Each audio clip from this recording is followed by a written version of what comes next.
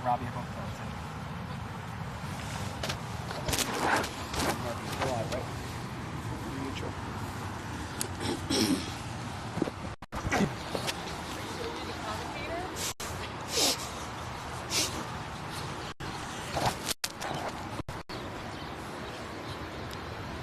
I think I'm like do the rules first.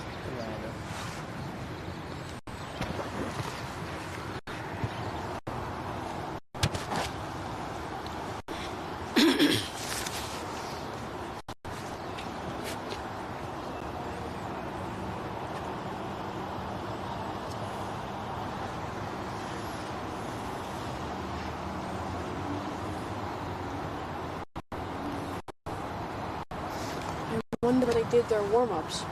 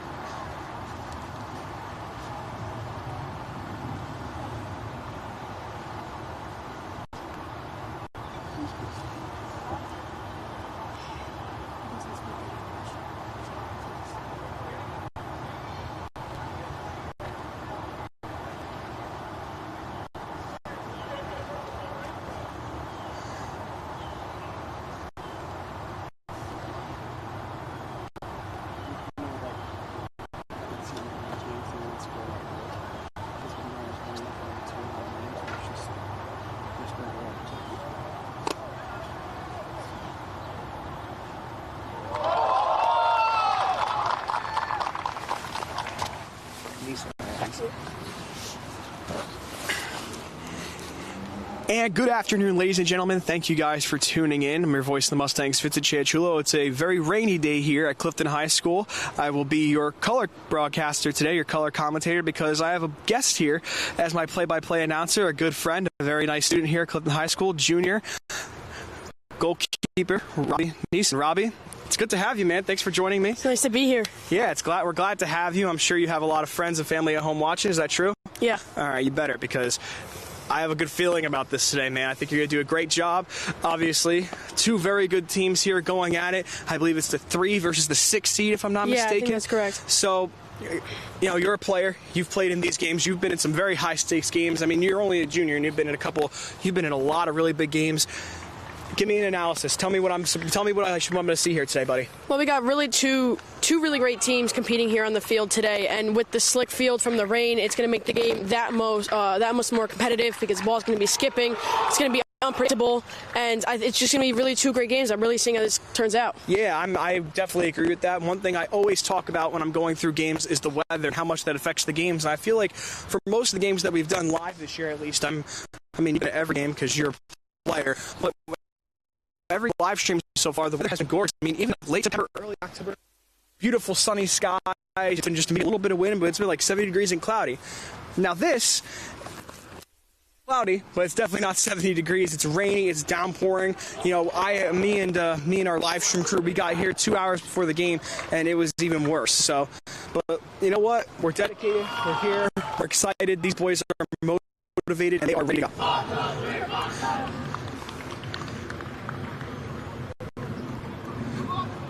As the Cardinals go ahead and take the field, Clifton go ahead and does a little bit of their warm-up, just a little warm.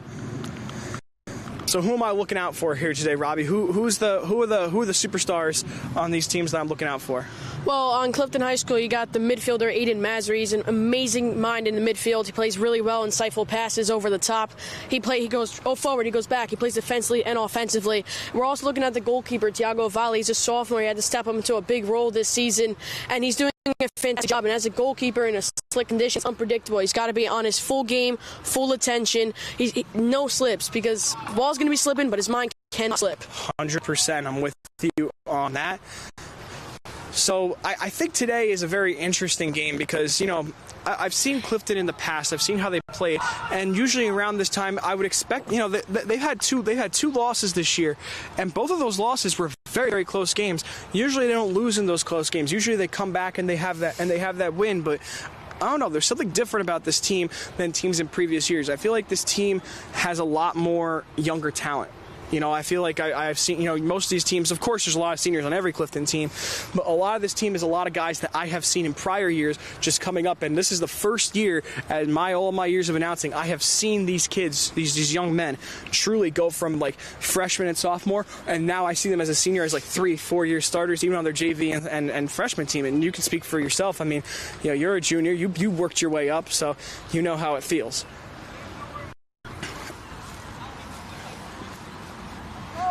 Both teams take the field. High stakes today. It's win or go home in this game in the quarterfinals of the Passaic County Tournament. Absolutely. Win or go home. It's very, very high stakes for Clifton, but Coach Stan Lemmer, that coach has been through all kinds of ups and downs, and he knows how to perform, how he wants his team to perform, how precisely to perform in these games. And I was talking to Robbie pregame, and he literally told me you could tell where they were warming up, right? Yeah. I mean, the field is soaked. It is drenched. It is going to be slick as ever. There are turf blocks in the field from where they were warming up.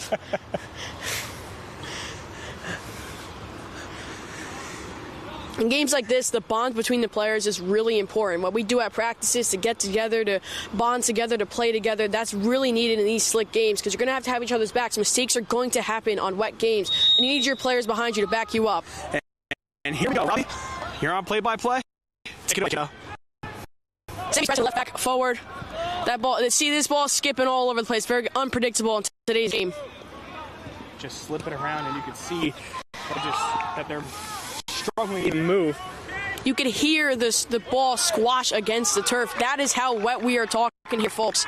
Yeah, it's just a really bad weather game here on the turf. I mean, it's unfortunate, but Robbie, you know, you played for this team. How many of these weather games did you have to go through, you know, throughout the years? Well, one game in particular was last year. Around this time, we played PCTI at PCTI, and it was pouring rain the entire game. And I don't mean to exaggerate this. The rain literally cost us the game. We conceded 2 late goals, and those are all because of late skips, bad skips, you know, unpredictable skips due to the rain, and that could make or break this game today. Sammy wins the ball back, and it goes out for a throw-in on the left side of the field. I feel like this is another one of those games, Robbie, where, you know, you're really relying, you know, a lot of sports are really like luck, but this is one of those games where you're definitely relying on luck. Yeah, you're gonna look for those good bounces, you know, good skips, because it could be in your favor, it could be not in your favor. Especially, I'm looking at Tiago now, and he's playing a little bit of a high line. He's gonna have to kind of gain from experience here, because one skip over the top, and he could be beat. So he's a really smart goalkeeper. He'll figure it out without further ado. Danny receives that ball in the middle of the field. He's trying to play wide to Nazar. Nazar went back to the slickness of the rain. It's kind of holding up the ball up a little bit too. Yeah, definitely. The rain's definitely holding the ball back. You could see it. And that one will just slowly roll out. So one thing that I say every game, Robbie, and I'm sure you can attest to this, is one of Clifton's biggest strengths is being able to control the pace of the game. And I've noticed that over the years, and that's something that comes from the crazy, twisted mind of Coach Lemberg himself. And, you know, that's not an insult. That is more of a compliment than anything, because this man is one of the best coaches in the entire, I wouldn't even just say in the state of New Jersey, I would say across the entire East Coast. I mean, just for him to be able to control the pace of a game and not him physically being out there is unbelievable. That ball is played to Simon, just skips right past him, and that's going to be kicked out for a Clifton throw-in. I think one of the Clifton strengths here is the depth of the team. I mean, you look at the bench, and they are loud, they are excited, they are supporting their teammates. I mean, I look at previous years, and I kind of feel like 3 or 4 players would go in at a time when they were like the usual subs, but Now, as the great Stan Lemberg likes to say, there are game changers, and they're allowed, they're ready to change this game, and they really have in the past. That ball's played in. Oh, just unlucky from Sammy to get a touch. He is clearly upset with himself for that, but was that really him or was that the rain? That's going to be the deciding factor again. Yeah, 100%. That one was right in front of the net. I'm quite literally feet away from, like you said, those game changers. And that goal would have definitely been a game changer, especially early on. And I feel like that's another one of Clifton's strengths, being able to play with the lead. When they get that lead, it's hard to take it back from them because this is a team that I've noticed, usually when teams get a 1-0, even 2-0 lead, they start to play keep away. No, Clifton tries to run up the score. They try to make it 4-0, 5-0, 6-0 until they can mercy out the other team. That is a great defensive play by Evan Shepley. He's one of the main principles of Clifton is to delay, double, and destroy, and he really did delay that. And in this rainy conditions, that's all he needed to do to win the ball back for Clifton. 100%, Robbie. You are on point so far.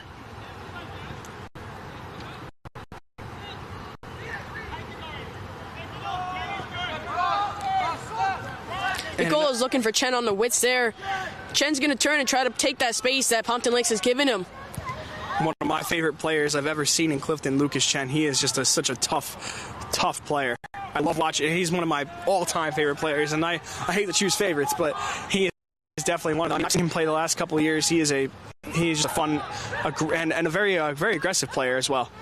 Yeah, he's also a great leader. He's not only great on the field, but he's great with the players off the field. He encourages them, he teaches them, and he's just always there for them. Even when we have tough losses, he's the first one to reach out and make sure we're all okay and we build back better. That's good to hear, especially from a player's perspective. These are your friends. These aren't just like a couple of guys. Like, to me, I don't really know them as well as you do. These are your close personal friends who you see on 5 days a week pretty much at school. I don't see them as much as you do. So to get that perspective and to know that's the kind of person he is, makes me feel a lot better knowing what he's like off the field, because I feel like that off the field stuff, it goes a long way. You got the most talented team in the world, but if you don't help build those relationships off field, it could be a very controversial locker room. Luckily here at Clifton, we build great friendships so far with and then again, this is coming from a player's perspective. We build great friendships over the years. That's a good diagonal ball from Tariq. Nazar's going to hunt it down with the rain. Tries to slip it through the Simon, but he gets stuck in the rain.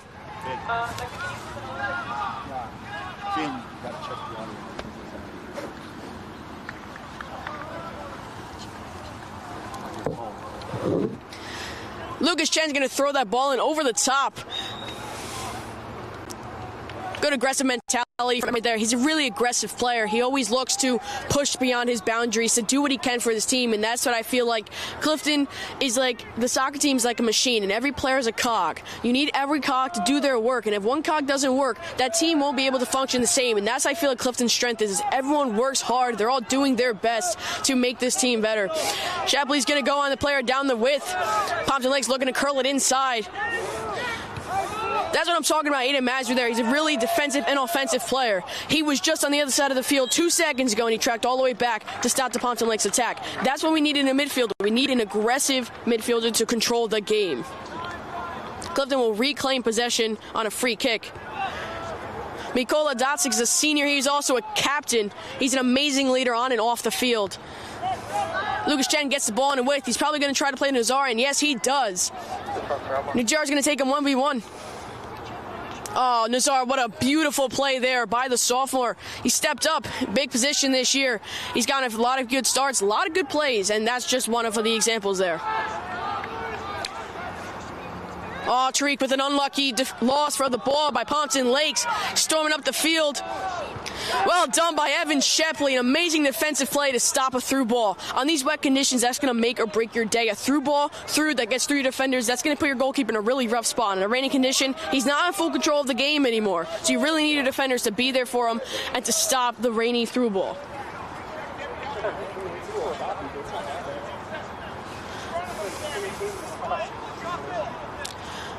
Pompton Lakes' attack is literally in Clifton's half. The only players in their half are 2 defenders, and the whole rest of the team are in Clifton's half. And Clifton's going to build out around them. Mikola's going to find Chen on the widths. Chen's going to take that space given to him by the Pompton Lakes left back. Aiden Mazur's hunting the ball, and he mins it back, just slightly pushes him back. And that rain's going to slip past him. He's not going to be able to claim full control, but That little pushback could save a counterattack. Senior Tariq is also another senior leader. He's an amazing captain, and he's also a really good left back. He's got a really good left foot and a right foot. And Clifton doing a really good job so far this game of controlling the midfield. You know, that's one thing that you definitely want to do when you're games like this where luck is a big factor. You want to definitely be able to stay on the attack and wear the other team down. Sam plays that ball over the top. It drops, and that's a Clifton goal. Emery Pressican slots that in for Clifton High School boys soccer as they take a 1-0 lead over Pompton Lakes. That is really going to set the stage now. Clifton is a defensive-minded team. Once they score, it's going to be very hard to break them. Yeah. And that's Tariq's brother, right? Yeah. I mean, just impressive to see, those two kids, those two young men on the field. They play well together, man. I mean, I don't really know them off the field as well as I do on the field, and to know that these young men are brothers. I mean, you could see the resemblance for sure. I mean, they both produce very well on the field. If I'm not mistaken, he is not a senior. He is a junior. Yeah, Emery's a junior. Yeah, he's your class, and Tariq, this is his final year as a senior. So it's nice to see that. It's funny, we actually have a couple of we have two sets of siblings on this team. We have that, and then obviously one of our former players, Vitaly, his younger brother's on this team. Yeah. Nicola, where he is number 4. He's a center back right position. There. I know what number he is. I just couldn't see him. It's just, but they are playing. They're playing well right now, man. I mean, this is one of those games, especially where you want to wear down the other team. You are in a situation where the rain's coming down. It's slowing you down. It's slowing the ball down. It slows the game down. So to be able to get the other, so both teams are pretty much playing at half speed right now. You want to be able to get the other team at of course speed when you wear them out, and Clifton's doing a good job of that right now, holding on to the 1-0 lead. Yeah, Clifton's now going to try to hold the ball and kind of play possession to not only drag out the time, but also drag out their opponent. Their opponent gets more tired. That's going to let them to slot in more goals and get a comfortable lead. Tries going to win that ball back on the top of the box. Places to Mikola. Mika's very big on this season. He tries to shoot. He actually shot against Wayne Hills earlier in the season, a 45-yard shot, and he wasn't far off from the goal. And then with possession and progress in practice, he's probably going to put one on target very soon. Yeah, I sure hope so. I mean, he's a very good young ball player, and apparently about 29 minutes left to go here. So Clifton's already up 1-0, and we're 10 minutes deep. It's very important lead. Very important. No, 100%. And funny story, I know. I used to be a student here, and my freshman year, I believe. You want to guess who my history teacher was? Mr. Stan Lemberg? Mr. Stan Lemberg, right there, yep. He actually, my freshman year, he was my teacher, and he was like, yeah, my name is Mr. Lemberg. I am the soccer coach here at Clifton High School. And I was like, oh, that's really cool, Like, how do you think you're going to do? He's like, hopefully we have a good year. And, it's fun. Like, you see the class, and he's a very good guy. He's a very positive guy. You see him on the field, he's always screaming and yelling at the top of his lungs. I got a dual personality here. Once he's on the field, once he's locked in, he's very different. He's very making jokes, cracking.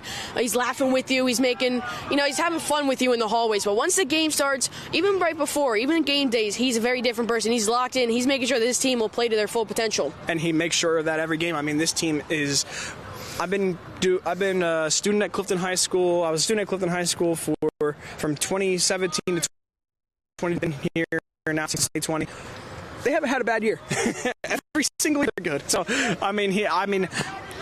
been doing things right. I mean, you could see right now, he's coordinating everything and making sure everything is to the best. Everybody's playing to the best of their ability right now. Just pointing things out. Yeah, I always read that Clifton's going to have a rough year. They always like to call it the build back year. And one thing that Stan Lemberg makes very clear is that there's never going to be a building year for Clifton. Every year Clifton is there making the same intensity. Last year they told Clifton that we probably wouldn't even make it to the to the Passaic County Finals, and we won Passaic County Finals to a 6-1 victory over DePaul. And that just shows that Clifton under the leadership of Stan Lemberg and the bonds that form between the players will always be a dominant force in both the county and the state, reaching the state finals last year. And unfortunately falling short to Ridgewood. Yeah, Robbie, another thing I like to mention is, sure you could, people are going to say, oh, hold on 1 second. Okay. Save to track that ball back. Everything was all right. You talk about rebuild years. Cleveland's never going to have a rebuild year. You're going to have, but there is a thing called retooling. You bring in new players. You always have players come and go, and you're always going to have to retool during high school, and that's one thing that Coach Lemberg has done a good job of. And he's been working with some of these guys ever since they've been in elementary school. He knows these guys very, very well. Sam's going to play that ball, diagonal ball to Nazar. Nazar's going to take his space, going to take the defender one-on-one. Chen's going to show for him on the under. Now Chen's going to back him up as he unfortunately loses the ball to Pompton Lakes. Another great defensive play of Lucas Chen. He's a really well defensive-rounded player. Clifton gives the ball away. Mikola comes to the rescue to stop a Pompton Lakes attack. That was an awesome defensive play. Just able you saw the young man on Pompton Lakes. You saw him running across the middle of the field, and he thought he had free reign. I think he even slowed down a little bit to try and make sure he had proper footing in the bad rain. And he just came out of nowhere and drilled that thing out of bounds. Mikola is the dream crasher. You want to score, and Mikola's there, and you're not scoring, man. You're not. Yeah, I mean he's a very tall and strong kid. I mean I feel like if I ran him, he'd just be like running into a brick wall. Mikola gives that ball, unfortunately, up in the middle of the field. That's due to the rain. Can't get a proper foot under the ball. Pompton Lakes is that is a great defensive play by Denny. He stepped up into this role as a senior. I believe he's a first-year varsity, and he's truly dominated. He's been starting. He's been dominating. He's been controlling the game in that middle. He's working alongside Masry and Emery and whoever else steps into that midfield position, and he's really dominating that midfield and controlling it.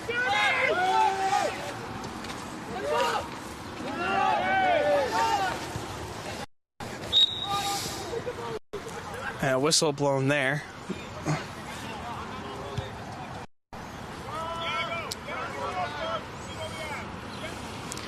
So Tiago Valle is an amazing keeper. He's also very good with his feet. That's why Coach Dan Lemberg really wants to include him into the build-up, the build-out, anything, because he has really amazing feet. He could really act as an fifth defender, really, without having to actually drag a fifth player to play that defensive line.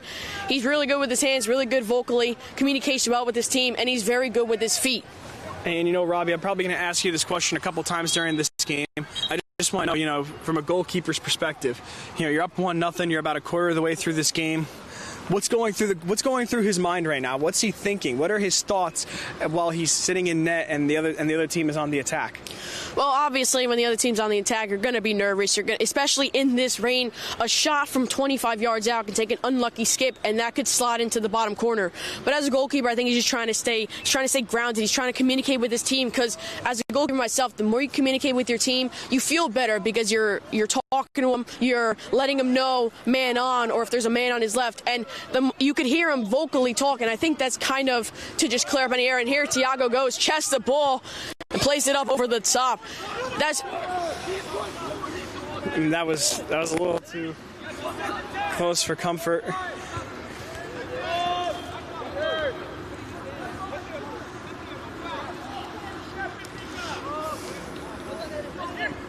That's what I'm talking about Aiden Masry. He's an amazing player defensively and offensively. He will track back and he will win that ball back from the opposing midfield. Doesn't matter their skill, doesn't matter how good they are.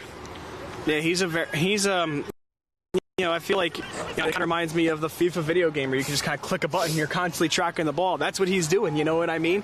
He's always on the ball. Every time the ball is in play in the midfield, he's within 5 or 10 yards of the ball. He's got an incredible stamina too. I mean, last game he played the full 80 minutes, wow. And he had the same intensity from the start to the final whistle, and that's really where the strengths are, is the stamina of the team, the drive of the team. Doesn't matter if they're sweating, doesn't matter if they're in pain, they will push through for their team and for the victory. So, Robbie, you know these kids very well. Have any of them made any college commitments yet or no? As I know of, I'm not sure. Okay. But I'm sure a lot of them want to go. I'm sure a couple of them are going to go play. One of my favorites being Simon Dioza. I mean, he's going to be out there in college. I'm sure Lucas is going to be playing in college as well.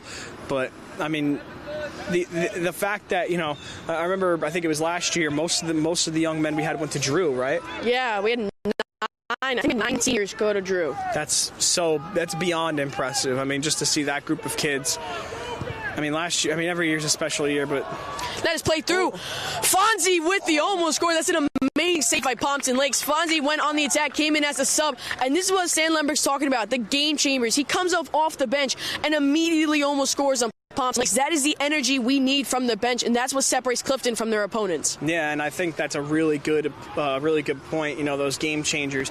I mean, again, it's those opportunities, they're going to come and go, and it could be that could have been a completely different result if we're not in the rain. You know, that could have been a goal if we were in nice sunny skies in beautiful California, but unfortunately we're here in these horrible conditions. Clifton's going to try the short corner there. Emmer's going to trip it over to the top to the back post. Danny's going to try one from distance, but due to the slickness of the ball, it's going to skip off his foot. Fonzie's going to track back to get that ball again, and is going out for a Clifton corner. That's another thing that Clifton excels at, those corner kicks. I mean, that's another area. I mean, you know, I remember the game at the stadium, I believe it was last week.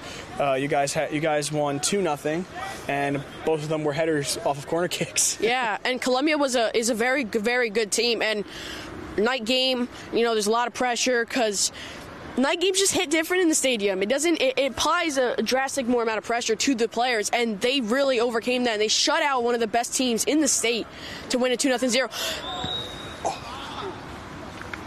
Whistle called on Clifton there as they went up for a header against Pompton Lakes goalkeeper.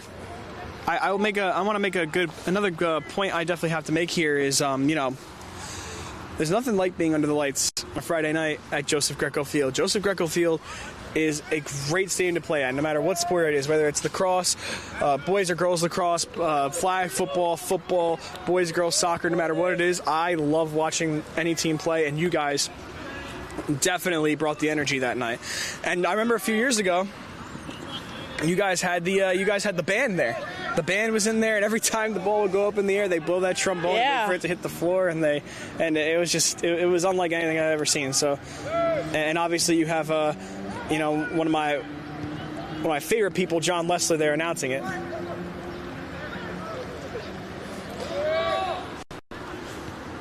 Danny's going to turn in the middle there, and he's going to look for a pass.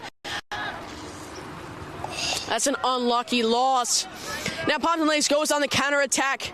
Evan Chaplin's going to track that back. Mikola has a man coming on his right. Pompton Lakes has been really aggressive in the offense, but I feel like Clifton's defense is really putting them to a halt. They've had multiple goal-scoring opportunities, and they've been snuffed out before they even had to test Tiago. Yeah, I mean, this team is it kind of reminds, you know, I hate to compare it to sports. It kind of reminds me of one of my favorite hockey teams, you know, the New Jersey Devils in the 90s. And, you know, I would always ask people, you know, I wasn't born in the 90s, so how was that team? They'd be like, if you were lucky enough to get past their defense, you'd have to go against Marty Brodeur. And I feel like that's kind of like with this team. If you're lucky enough to get past Clifton's defense, you got to go against Tiago, and that's not a fun matchup to go against either. So, and I know it's a strange comparison, two completely different sports and two completely different leagues, but I feel like it's kind of that thing. Like, if you get past the defense, you got to go against the keeper, and that's not a fun matchup either. So it's a good point that you made there, that going against this defense and in these conditions, it's not fun.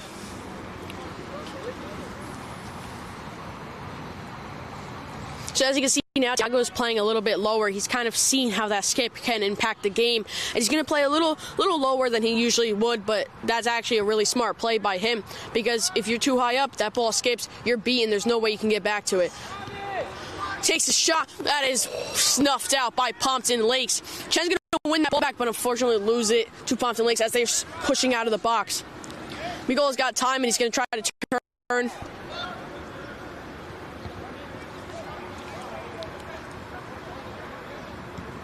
See, I feel like Clifton's very good at adapting. They can't control the weather. They can't control how slick the field is, but they're going to try to use that to their advantage. Instead of just looking at a tactic sheet and going, I'm going to play that one, they're going to look at the game like Mikola. He could have easily played back and tried to build out, but he saw how slick the field is. One air ball, and that can slip over into a through ball.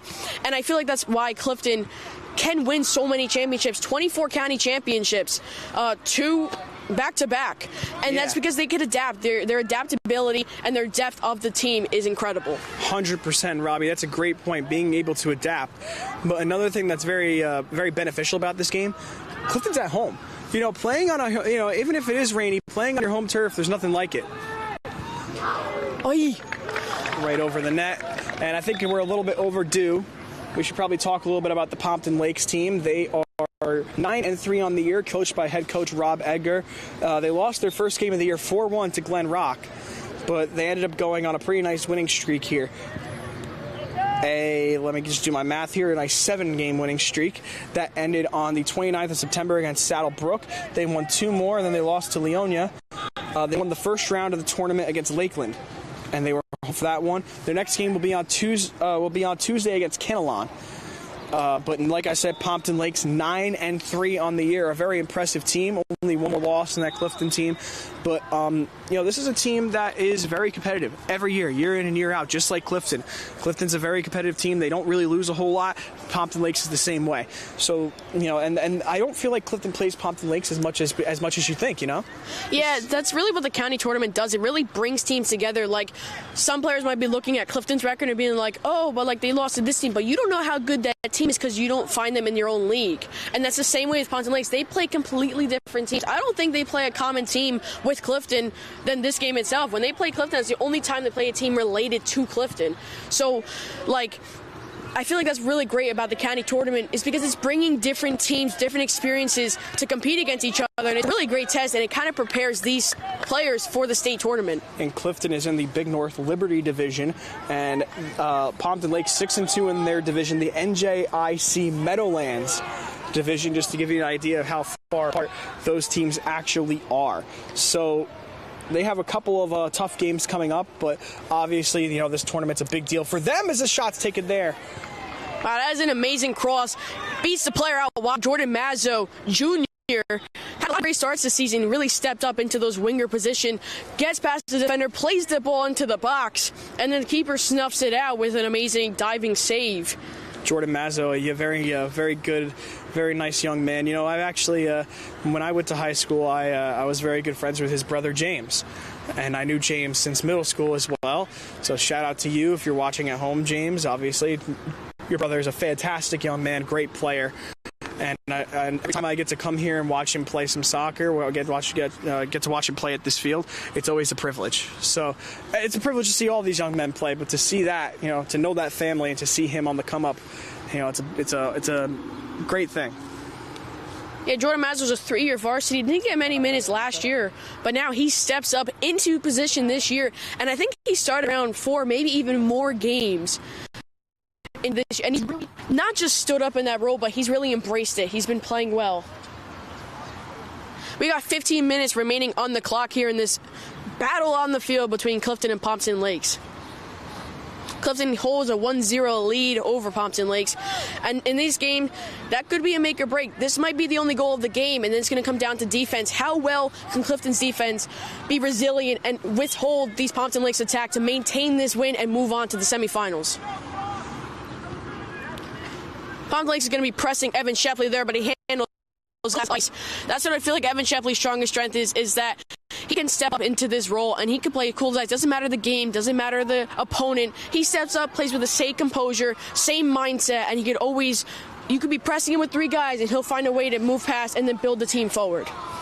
So obviously this is the semifinal round. The other games going on across the state in this tournament. Obviously we have Clifton and Pompton Lakes. We have Passaic Tech, our rival, going against Wayne Hills. We have Passaic and Patterson Kennedy, and the number 1 seeded West Milford against Wayne Valley. So the top 8 teams all still here in this tournament. That cross is snuffed up. Back post. Oh. A very close one there. I know Clifton's trying to run up the score. You could tell the amount of pressure that they're putting on this team. Robbie, I don't know how many games you've experienced with that much pressure on you, because like I said, this defense doesn't let up. I'm sure you've experienced them. You've been playing soccer for a long time.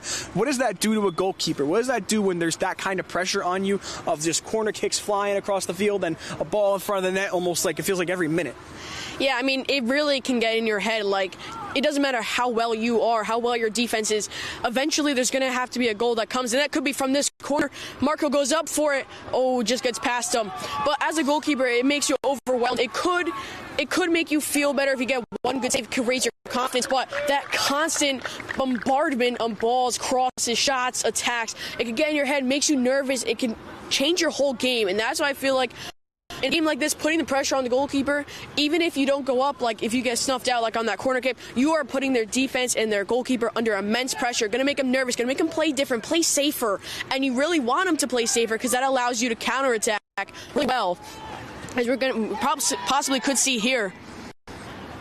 Tariq with a switch with his right foot. Like I said, he's a lefty, but he can play with both feet pretty well. He switched the ball all the way over to Aiden Masri.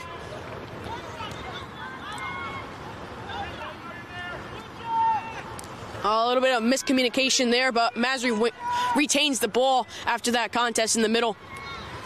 From miscommunication, I'd say they did a pretty good job of keeping the ball in play.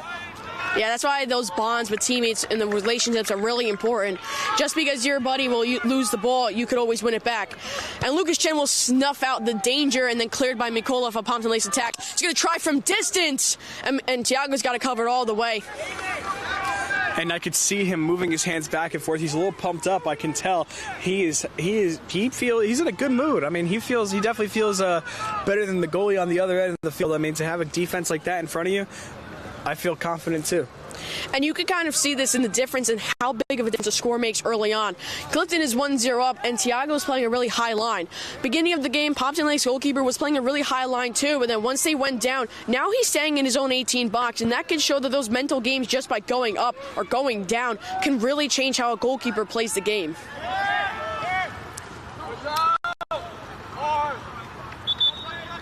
Hey, it looks like we're making a couple of subs. Oh, man. Wow. By a couple, I mean a lot.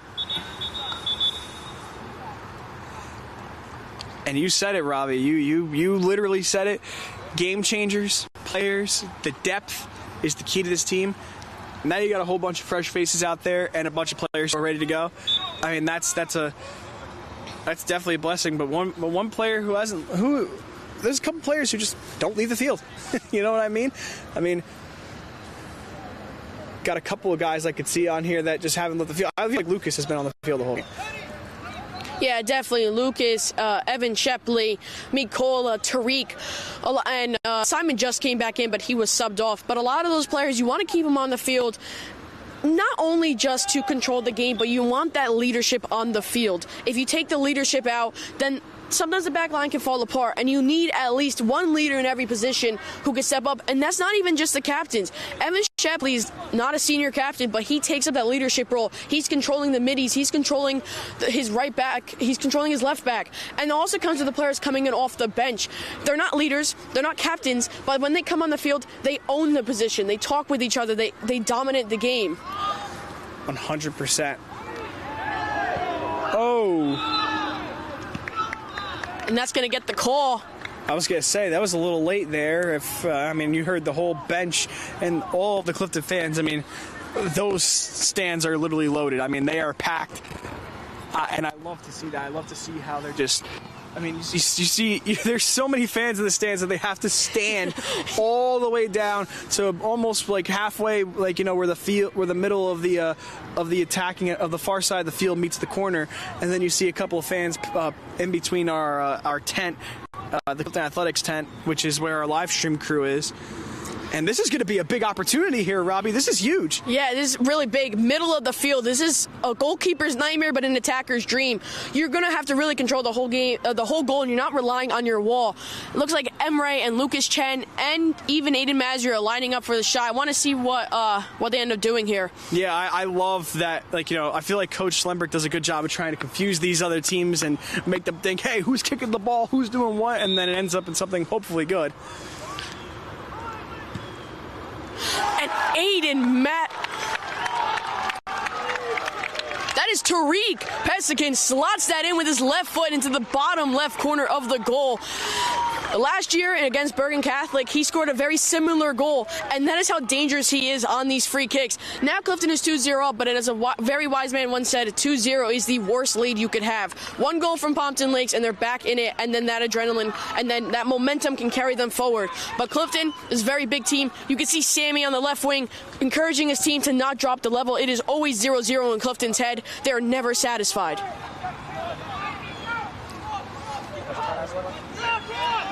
Palm Lakes going on the attack here on the width, going to cross it in. That is handled by Mikola. Emery has to win it back, and Mikola clears it forward off the field. About 9.5 minutes left after that amazing goal rang right off the post, goes into the net, and I did say it. I hate to be that guy, but I'm going to be that guy right here. I kind of called it. He did confuse them a little bit. You saw him come across, and for a game that's in the rain like this, Robbie, he got excellent footing, and he got every single bit of that ball as soon as it connected with the inside of his foot. Yeah, and he didn't even utilize the skip at all. The ball didn't even bounce until it reached the side netting, and that's just showing you how great of a player Tariq is. He's not good He's not only good defensively, but he's also incredible free kick wise and attacking wise. Thiago's going to hold the ball. He's probably going to try to do his wasting time little scheme that he likes to do. That's just, as a goalkeeper, getting in the mind of the attackers, trying to waste time. You're just going to get them mad, and then when they get mad, they play different. Omar's going to give that ball away, but he's going to quickly recover it, and it's not going off for a corner. It's actually going to go off for a throw. And you see Thiago arguing that it is a deflection, and that's just could be mind games, or it could be what he saw. Yeah, at 100%. This is also a good way to kill the clock out. I feel like Clifton, around this time, I'm sure, you're not going to see it, but I'm sure, these boys are probably a little bit exhausted. So, with 10 minutes left, less than 10 minutes now, about closer to 8, I would say, you're kind of thinking, what could we do to waste some time, get into the locker room, and get our little halftime break before we have to go back out there and clean up this mess. So Clifton's definitely looking to get, to maybe, obviously they want to score again, but they're definitely more in the mindset of, I want to go in the locker room, I want to relax a little bit. It's one of the things you never want to show your opponent is that you're tired. I can guarantee you that these players who have been in it for basically the entire half are exhausted, but they're not going to show it. You cannot show your opponent that you're tired, that you're exhausted, because you want them to think that, man, they're not even exhausted yet. And I feel like Clifton was really good at that. They're not showing that they're tired. Mikola's been in the entire half. Shepley's been in the entire half, and they haven't shown 1 ounce of exhaustion. And that's another thing that I like Clifton, the good old dump and chase. I like when they just kick it downfield. It's a foot race. Because you're never going to see a team. I don't care if Clifton's the 500th seed or the number 1 seed. They're going to have some of the fastest players in the entire state of New Jersey, and I would argue across the entire country. Yeah, it's not even about speed. It's about drive and determination. You don't have to be the fastest on the field, but if you have the determination that I'm going to outrun whoever's going else for the ball, you're going to get them to the ball. It's more mental. Soccer's a more mental game than it is physical. Yeah, I've always said that about a lot of those team sports like soccer. That it's sure it's physical and you have to obviously you got to be fast, you got to be strong, you got to have all these attributes, but it's a chess match. It's definitely a chess match, and that is where Coach Lembert comes in. That is where he excels when it comes to those chess matches, when it comes to picking people apart, making plays, doing all these things. I'm sure you guys watch your film and you go in there and it's just like, all right, here's what we're going to do. We're going to do this, this, and this, because that is what this opposing team, this is what Pompton Lakes can't stop. This is how they lost. Pompton Lakes only lost 3 games. They're not an easy team to beat, but how'd they lose those 3 games? Because of this, because of the the next thing. So that's what we're going to do. And I love that about Coach Lembert. Yeah, his tactic aspect of the game is absolutely incredible.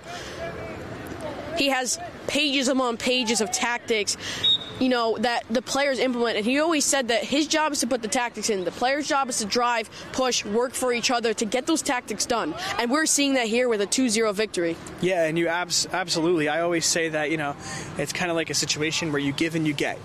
He puts in the work and the time, you get. You put in the work and the time, he's going to give you the work and the time. He sees that you're working hard, that you're putting in all that time, everything that you need need to be able to succeed, that is, the results are going to show for sure.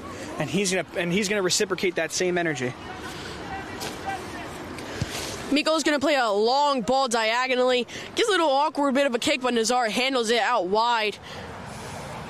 Nazar's going to beat him on the width, look for a get across. That is snuffed out for a Clifton throw-in. And it's starting to rain a little bit here. Just pulled out our umbrella, put it over me and Robbie's head. Gonna try and stay as dry as humanly possible.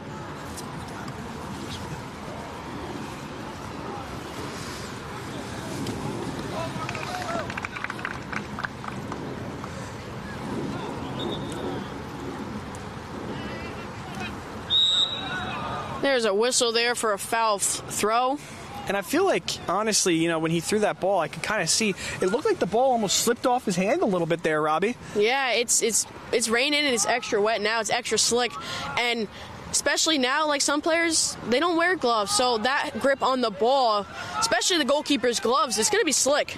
Yeah, and it's you could tell it's raining even just by on the live stream for those of you viewers at home. I just saw 10 umbrellas pop open over in the stand, so you can definitely tell at this point that it is pouring, and a shot taken there, Pompton, and it's 2-1.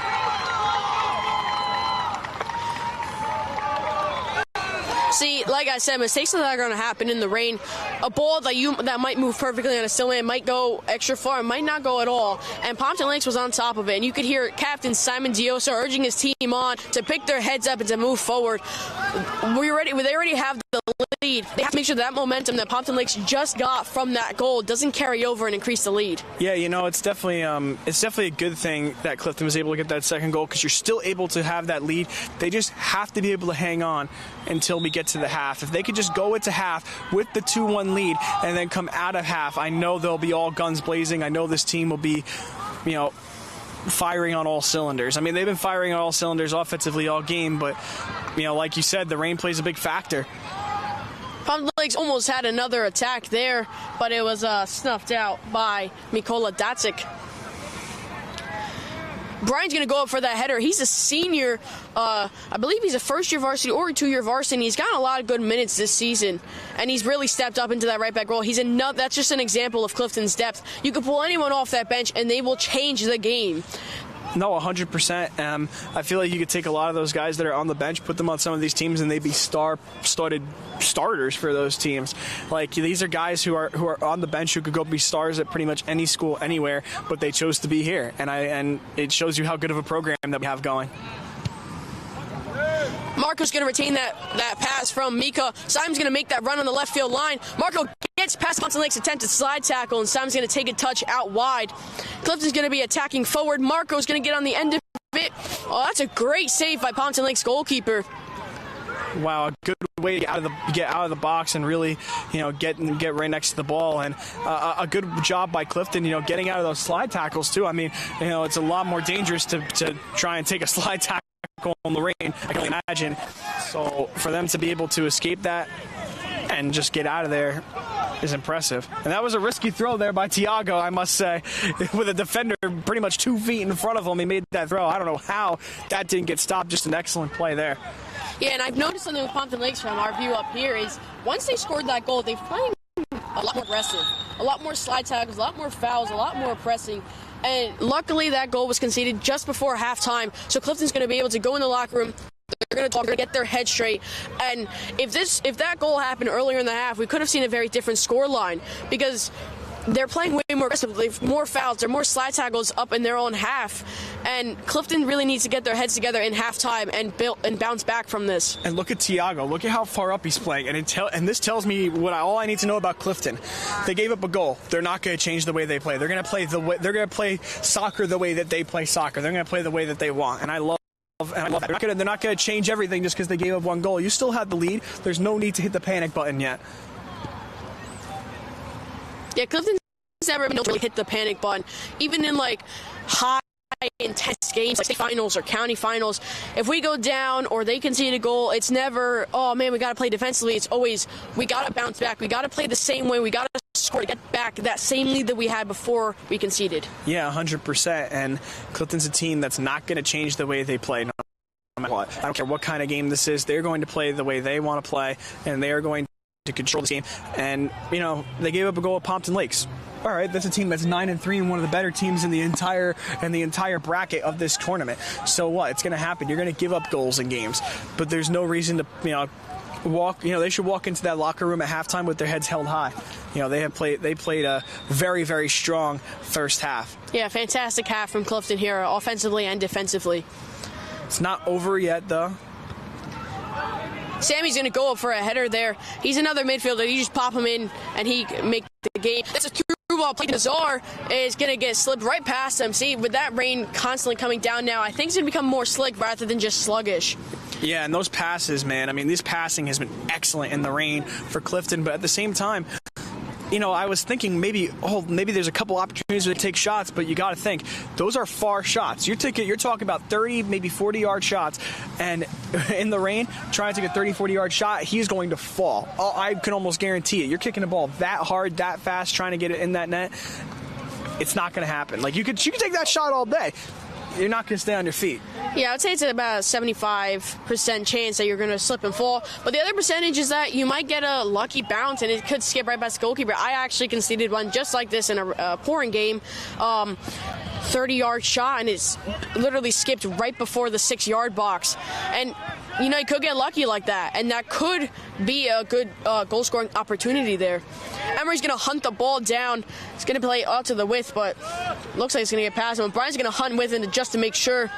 That's a battle out on the width, and Brian retains the ball. And that will do it for the first half of play. Clifton holds the 2-1 lead over Pompton Lakes. Robbie Neeson will be back for the second half.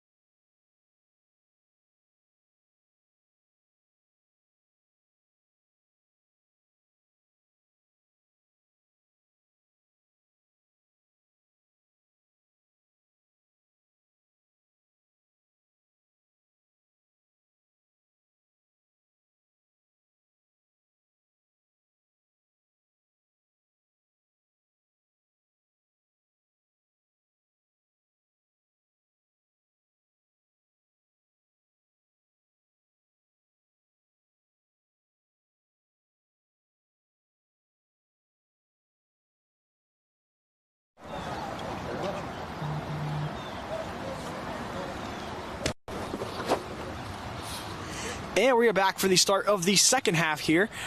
Clifton with a 2-1 lead. They had the first 2 goals of the game, and then they gave up 1 at the end of the half. Robbie, I know you caught a little bit of a snippet of Coach Lembrick and the team in the locker room. So what was said? What kind of what are they looking to do going into this half? A lot of tactics were talked, a lot of strategy. You know, the way that they went down, he's correcting them. Looking at main mistakes throughout the game, and he's correcting it. He's discussing it with them, and he's talking strategy. How can we avoid those mistakes in this half? Because this half, there is no cushion of a second half. This is the second half, and I'm really sure they don't want to go into an overtime period, especially in the rain. They want to win this game, celebrate, and go home. Yeah. So, Robbie, from your perspective, what does Clifton need to do to win this game? They just got to stay mentally focused in. I mean, They have right now 1 goal lead. They need to play their game. They don't need to get the crowd into their head. They don't need to get we conceded into their head. They need to play their game. And here comes Simon Diosa on the width, plays it across to Emre. Oh, that's an unlucky chance by Emre. A great deflection too. And I know that all of them, you could see they are not happy about what happened there. They know they had it right. They know they had that goal in the palm of their hands, and you could see, Emre's not happy, Simon's not happy, and neither is Coach Lembrick. But I feel like Coach Lembrick $1 million and he wouldn't be happy. Robbie? He's always very serious. He's never satisfied. He's always going to push forward. You could give him all the championships. He always says, I will never be satisfied until we win every single trophy possible. Simon's. That's an amazing save by Pompton, putting himself in danger there in front of Simon Diosa's powerful foot there. He's going to try to get a head start with that punt, but it's going to be collected by Danny and played forward. And that's a heck of a save there. I mean, just being able to get on the ground, make that save, putting yourself right in front of to put yourself in front of the foot of a soccer player is not fun. Especially Simon.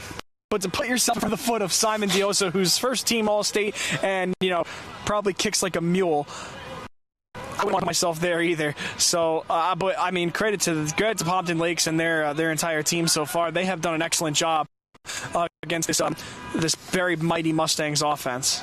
Yeah, the rain is still coming down pretty steady here, and that is really impacting the game. Passes are still being mishit or hit too hard because they can't control the factor. The only way they control is their mindset, and a sailor cannot change the weather, but they can always adjust his sail, and that's what Clifton has to do here. You can't control the rain, but the way that you play is what you can change, your mindset is what you can determine. That is a fantastic analogy. I love that. I'm definitely going to be using that from now on. I'm going to be stealing everything you do. Thiago comes over and he gets a second ball. Seeing that slick, holding that ball in the first time is going to be really difficult. The gloves are soaked, they're wet. His hands are probably raisins right now, but he still has he goes up for the catch, doesn't catch it on the first time, but he's very quick to even get it right before it hits the ground, basically. Yeah, and another thing that I've been noticing, Robbie, like you said, it's coming down pretty hard right now, and the wind's starting to pick up.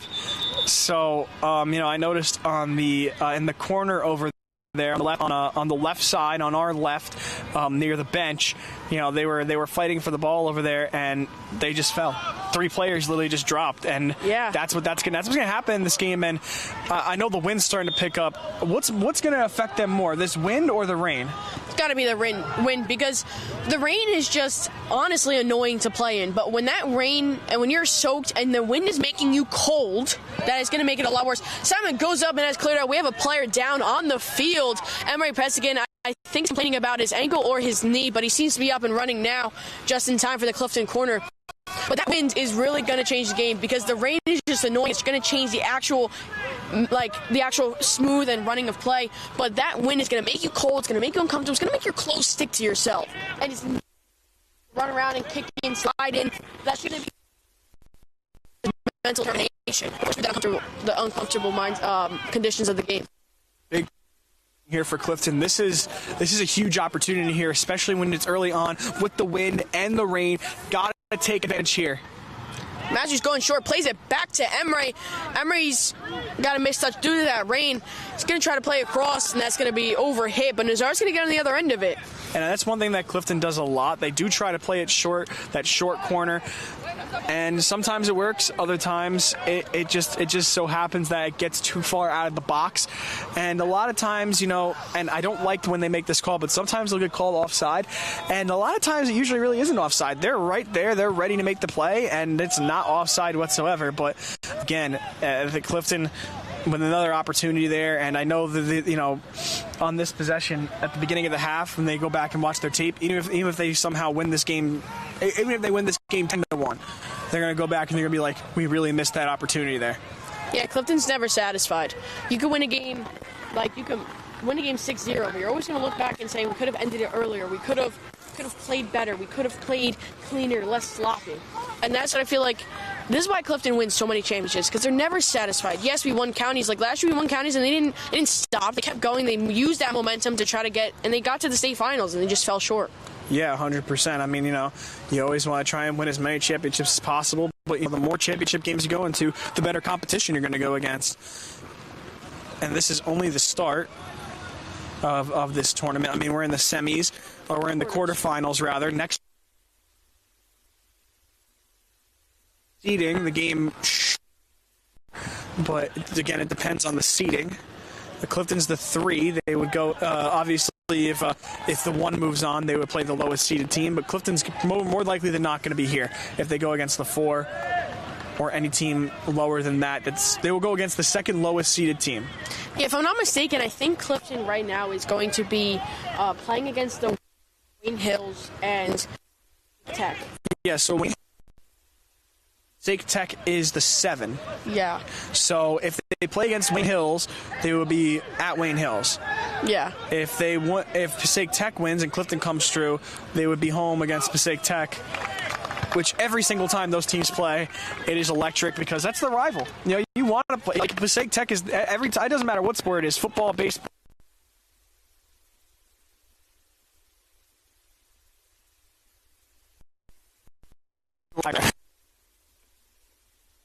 Could be pressure in his head is good. It forces you to play better, and especially playing against your rival, you don't want to make a mistake. You want to pound them. You want to score as many goals as you can. Well, under the pressure, or you become that diamond, and in soccer, Clifton has been. I mean, they've made many years. They've got a fortune, so they do very well under pressure.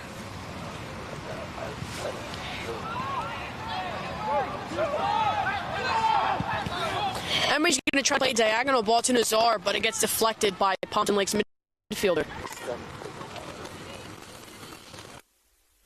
So, Robbie, after this game, regardless of why to be playing in the rain like this? Well, of course, you're going to not feel good. You're going to feel like sticky, or you're going to feel like a raisin.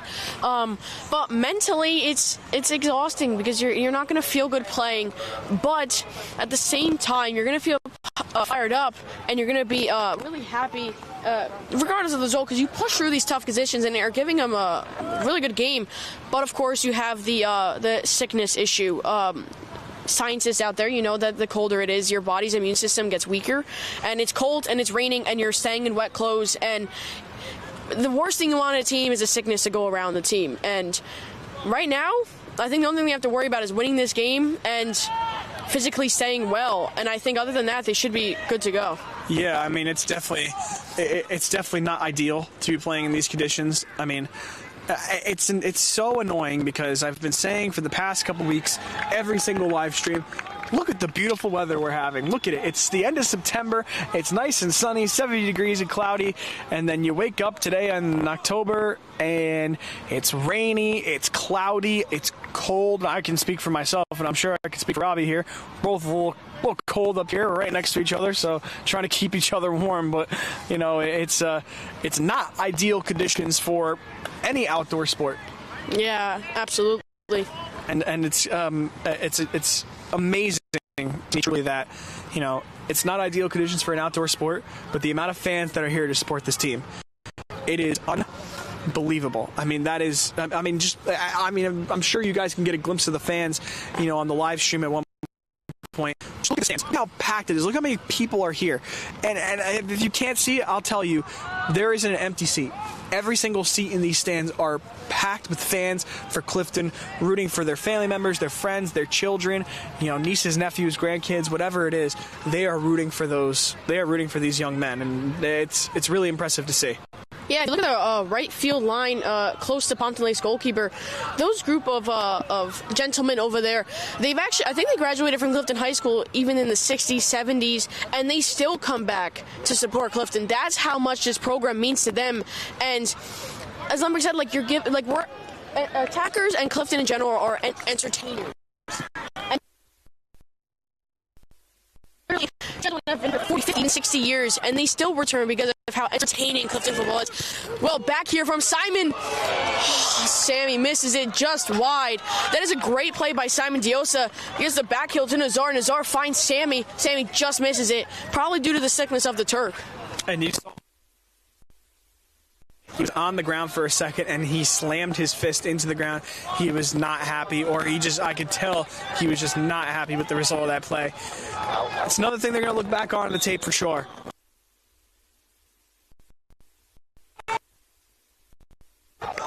And this is going to be opportunity here for Clifton on the attack. Yeah, you can clearly see now Clifton is fired up. They're not trying to waste time anymore. They're one goal down, and they know that could decide the game. If you go into overtime, that could literally change all your hard work. So they're trying to get ahead again to get this 2-goal lead to give themselves a little bit more of a comfortable position. No, 100%. Nice throw in there from Chen. Danny wins the ball. Back at the top of the ball, whistle blown on Danny, shoulder into Pompton Lake's defender. And you can tell, when these guys are on the ground, they're a little slower to get up now. This is usually the part of the game where these guys start to cramp up. And, and even then, you saw that kick. He literally slipped on the ground as soon as that ball went far. Not, like I said, not ideal. Mikol's gonna clear that danger really way, and you could see Marco was a striker, and he tracked back all the way to Clifton's 18-yard line. Fantastic technical play by Tariq. Now his brother is on the attack, slips the ball through. That is unlucky. Whistle blown. Fantastic call. Oh, a yellow card dished out. First of the game. You can see just the change. Players were upset that the call wasn't given. The second he was given, they're jumping around, they're celebrating. They know how important these free kicks are. This is huge right here, Robbie. This is you could even see, the players on Pompton Lakes arguing with the ref, and that's not going to get you anywhere. That might just get you another yellow card, or it might even get you ejected from the game. But to have an advantage here at this point in the game, especially when you're up 2-1, Clifton scored on a free kick earlier, so, if lightning strikes twice, not literally, but, if this happens again, this could be big. The question is, who's going to take the kick here? Yeah, you said it. You're going to try to slip this cross in. Yeah, and Tariq's going to cross it in back post. That's a fantastic save by the Pompton Lakes goalkeeper. Fantastic ball by Mika. Simon was right on the other end, but the keeper got his hand there first. You can see how fired up he is after that. Just as a goalkeeper, that save can pump up your defense. And going into this corner, that could really help their defense out. That's your type of save, Robbie. That's your type of save. That was a heck of a play there. Beyond there is no words. And there's not enough words I could use to describe how good that is, but a corner kick coming here, another potential game-changing play. Emery's going to whip it in with his right foot. Another fantastic save, and then a clearance off the line. Wow, that was a great defensive montage right there. We had with a fantastic save, going up bravely against Simon Diosa, to then a second header going in, cleared off the line, even though the whistle blown. That still doesn't take away from the fact that it was an impressive and incredible defensive play. And that's the kind of stuff that could change the game for you. That's the kind of stuff that can give you, you're in the rain, it's a little depressing, it's you're down 2-1, but that's the kind of stuff that can give you the confidence and the energy boost you need to come through, not only tie this game up, but maybe you take that lead and you go home at Clifton High School with a win if you're punting links. Obviously, you know, that's not what Clifton wants to see, but that's the kind of stuff, those little things, those great saves that are made, you know, on the, you know, when they're in your zone. Those are the things that can make a difference. Back Nicola, fantastic save by. I'm talking about. He's not only good with his feet, he's incredible on 1v1s, incredible at shot stopping.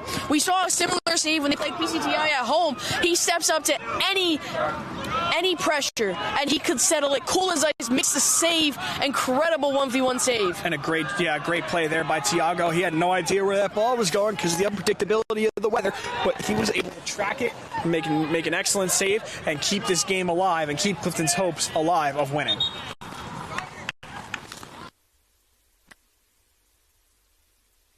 It's not slowing down at all. It's a matter of fact, it's going to start picking up. And these teams are going to keep going at it continuously. And here comes the kick. Good kick. He'd be able to stay on his feet like that. Impressive. Simon's going to hunt that ball down and win it up in the left corner of the 18. He slips it in, and the defender's there to see about danger, but doesn't get a good kick due to the weather, and it's back in the same spot where it started. That one will roll out, and Clifton going to throw in again. And this is great for them. They've been on the attack for quite a while now. So wearing down this team, trying to put them in the same position that they were at in the first half, really in the first quarter of the game. Honestly, is where Clifton was at their best.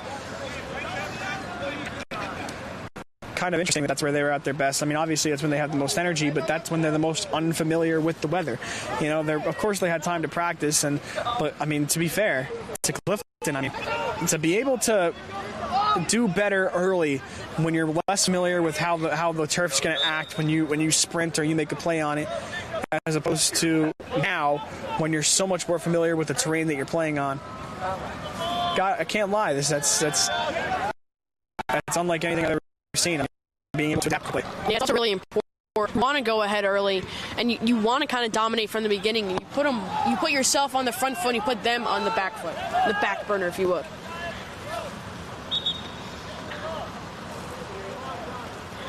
Another substitute made here by Clifton. Yeah. So I don't know if this is against the rules or not, Robbie, but are they allowed to have those Clifton athletic tents over their head to keep the players from getting wet?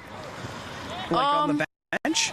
Well, I'm not entirely sure. I think you can, but I think it's more of like that. I don't think they have enough canopies to do both. And Clifton's really big on sportsmanship. And if you're going to do it for us, you probably should do it for them.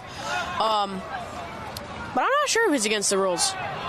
Okay, because that's one thing that's kind of interesting. I think, I'd imagine that if Clifton was going to, put their players out there and, have them play in the rain, they would want to, if people off the field and putting them on the bench and vice versa, they want to keep those guys as dry as possible. But maybe it's a good strategy. Like, come out the rain, get used to the rain. Because then they come out from the tent. It's like, I'm cold, I'm wet, I don't like this. Adaptability, that's what it's all about. Yeah, with Lundberg, strategy. Yeah, 100%. Everything he does is strategy.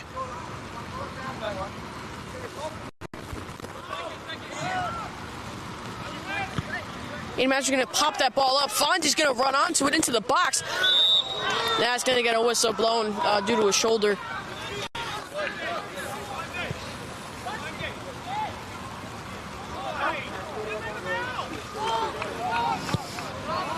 Diagonal ball is going to be played to the right back, who's playing awfully high, especially in this condition, but that's going to be reclaimed by Clifton. Danny's trying to through ball. Simon's going to hunt for it. It's going to be popped out for a throw-in. Just can't get over how sometimes, it goes out and some of the fans put their feet out and they try and kick the ball. It's hilarious. It always makes me laugh. Cross comes in. Marco's going to head it back into the 18. Emery chested. Danny goes in and is popped over the cross. And Clifton looking for a penalty there. Emery's down in the box. He's visibly in pain. The bench is outraged. And Coach Lemberg yelling at the referee saying, that's not fair. That's above anything else, that's just his love for the players. He is screaming, risking a yellow card just to defend his players. That's why I feel like when he's there, the players play the best because he coaches for them and defends for them. And unfortunately, we hate to see these injuries, but you see the fight from Coach Lemberg here. He knows how valuable each and every last player is, and and he is outraged about the call that is made right there. Trainer Nico is there. I believe he's analyzing or evaluating the condition of Emre. I'm not entirely sure where he was hit, but Coach Lemberg is crouching over him. And he is livid. He is infuriated about what's happening. I don't blame him at all. If I was in his position, I would be just as infuriated, maybe even more. But I cannot believe that there is no call there. The bench with the players, the stands with the fans in it, the parents, everyone is just infuriated about what's going on right now. The players, they know this is just a bad situation to be in, especially having an injury like this in the rain. I don't blame Coach Lemberg one. Matter of fact, I would want going out there and fighting for his guys like that. Oh yeah, that's definitely one of Coach Lemberg's strengths. He loves his players to death. He risks yellow cards just to back his players up. Emre, there's not much action going on over there, but he seems to be moving. It looks like it's a head injury. We're all. He's a very valuable player. His brother on the team as well. We're all hoping that whatever injury he has, and regardless of the team, we never want to see injuries, but we're hoping that whatever injury he has, he heals quick and it's nothing too severe. I've seen players come and go because of really bad injuries, whether it's leg, neck, arm, whatever. And I hope it's nothing bad. He seems to be evaluating his head, neck, or chest, but Emre is moving his hands on his own. That's always a good sign. It's a lot harder out here for him in the rain as well. Dealing with an injury like that is not ideal conditions. And Coach Lemberg, obviously, I can hear him from up here. He's talking, he's screaming at his players, talking strategy, trying. We had a couple of missed opportunities here in net, and he definitely wants to try, and most of them when they come back out on the field.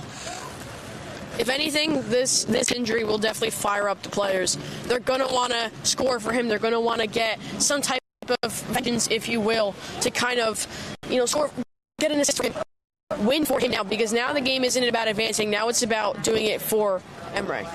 So another interesting thing I'm looking at, Robbie, the keeper for Pompton Lakes is not on the sideline with his team. You could see that Tiago, he's with the Clifton team, he's in that huddle, and the Pompton Lakes team, they're over there in their own huddle. The keeper has been pretty much in the net. Obviously he's moving around a lot. He's doing certain things. He's looking at his hands, and applaud here for Emre, but he has not left the net. Emre seems to be holding his right hip, and he's walking on his own. Seems to be talking. That's great. I can tell he's definitely feeling some sort of soreness on his right. We're just hoping and praying that, it's nothing too severe. He's a great young player.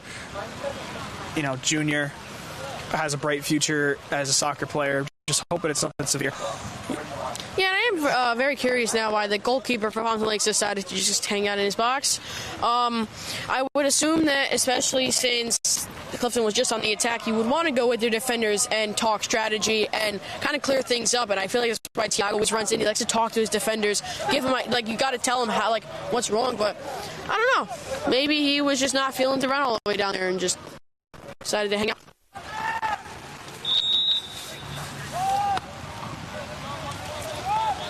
Time check.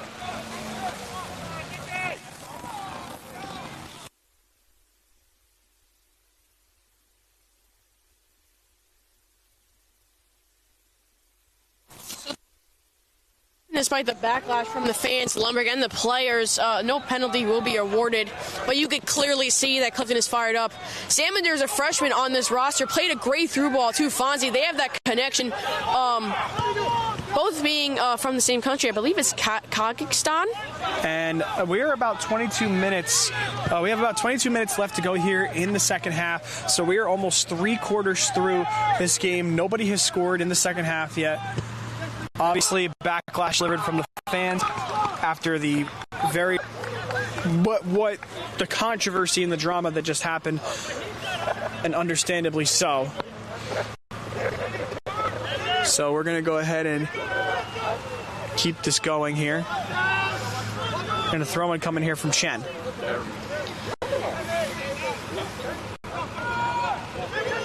Fonzie's going to check in for that. It's going to go over him to Salmander. Back to Masri in the box. He's going to skip past him. Marco's on the other end of it. Fires, and it is blocked by Pompton Lakes. Good blocking there. Excellent way to get that leg in there to make that excellent defensive play. And that is a fantastic goal by Aiden Masri. Amazing, incredible goal. That is what I am talking about. He's on the other side of the field, to this side of the field. Scores an amazing header off a cross from Tariq. And you can see the excitement. Up the whole team. I see Emery on the bench over there who just had the unfortunate injury. He is over there. He is now real excited. He's got a smile across his face, and I don't blame him. You were talking about Aiden Masri earlier in this game. You were talking about how good of a player he is. There he is, showing it off right there. Yeah, you can see. We talked about the excitement that you get, and he scores and immediately pumps his arm. He is screaming. He is fired up. They doubled their lead against Pompton Lakes, and now they're in a more comfortable position. And that doesn't mean the level drops. You just see Simon storming out to pressure, and that's one of the strengths of Clifton. The level never drops.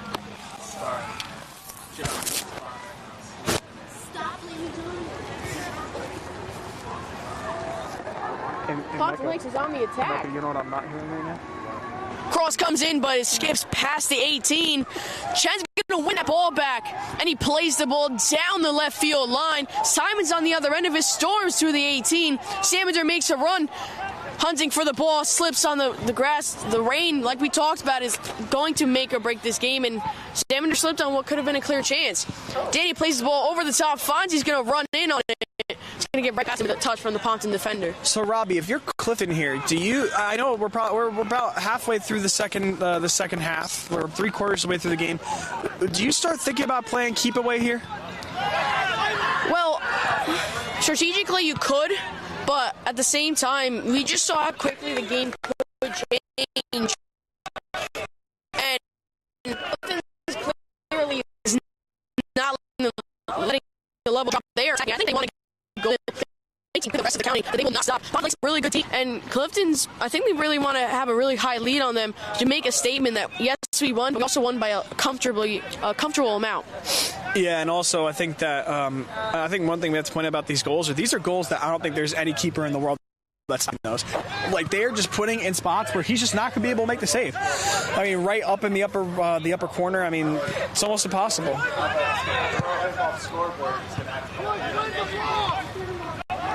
Mikola's going to settle that ball.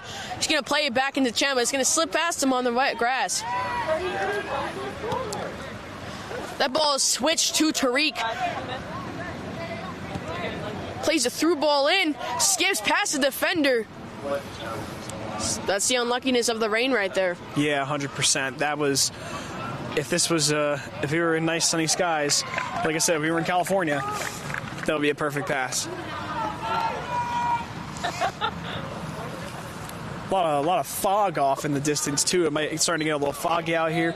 Rain, wind, but 3-1 keeps you fired up. Oh yeah, especially a quarterfinal round. And that shot taken from distance, just over the crossbar. Looks like almost had Tiago beat there. Yeah, that was an excellent shot from that far of a distance too. What an impressive shot, and I like that shot because you might be down 3-1. You're keeping Clifton on their toes. You're making sure, hey, all right, sure, all right, maybe we are down 3-1, but we're gonna keep playing. We're gonna keep playing. I like that shot. I do like it a lot. It's my type of play. No, I'm kidding. Ooh, man, took a heck of a hit right there, right on the head. You can see that Pompton Lakes is aggressive in the attack, and Clifton is relentless in the defense. It's a perfect battle out on the field, and right now Clifton's looking victorious. Yeah, and these are two teams in terms of record and statistics that are pretty evenly matched. But the one part where they're not evenly matched, it's Coach Stan Lembrick and everybody else.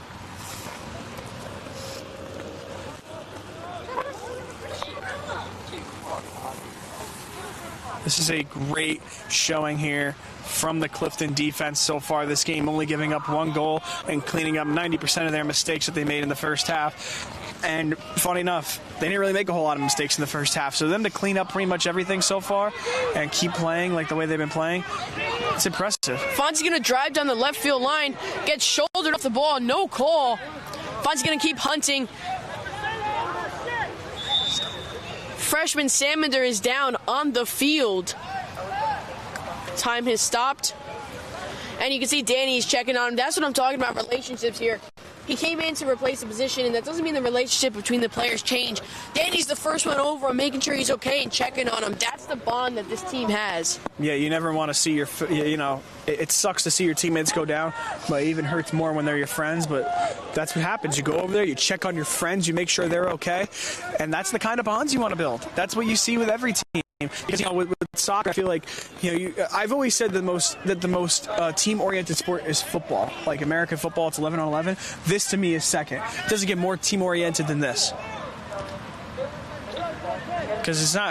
Because sure, one player can make a difference, but the whole game, it's multiple people against multiple people. It's not 1-on-1. It's not 2-on-2. It's a full set of players against another full set of players. Every single position on the field matters. Yeah, like I talked about before, really a soccer team is like a machine, and every player is a cog, and you need all those cogs to work together to make the machine work to its best of ability. And Clifton's really showing that today. They're showing determination, they're showing grit, and they're showing resilience.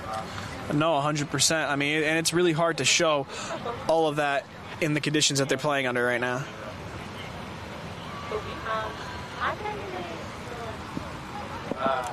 And another thing Clifton's been doing well this game, controlling the midfield. Got to control the midfield. It's one of the most important things in the entire game of soccer. You control the midfield, you have a 99% chance of winning the game. Clifton's been doing a good job of that.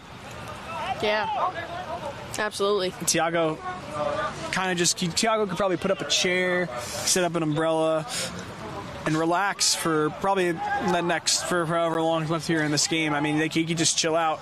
Not all game, but for most of it. Not sure you could this weather, but yeah, you could try. He could definitely. Yeah, he's getting a good show right now.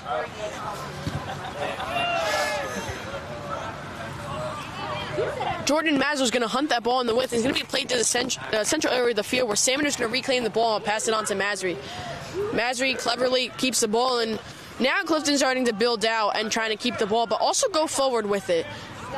And then we have a throw-in and very deep in their own half. You could hear the bench talking and encouraging their players. That's the deciding factor here. I know they're exhausted on the field, but what the bench is encouraging you, cheering you on, that is giving you the pushing factor that every single player on that team wants me to do better. Push them over their limits to secure this win here at Clifton High School. Whistle call as there was a collision on the field. Pompton Lakes is complaining about his hip. Fonzie's up, seemingly with a little bit of pain. Thought there was going to be an on-the-field timeout there, but he is fine.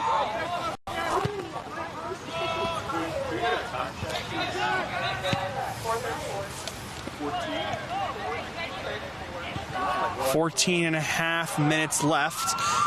Ooh. And a shot there just a tad wide. Pompton Lakes goalkeeper's trying to get his team fired up. Attempts will come. Tiago came out very well, made himself big, and I think that was really the difference. He pretty much scared their opponent into widely missing the goal. When you make yourself big, the goal looks real small. So the bigger you make yourself look, the smaller the goal is to them, and the higher chance that they're going to miss. And sometimes it's really wide, and sometimes it's close off the post.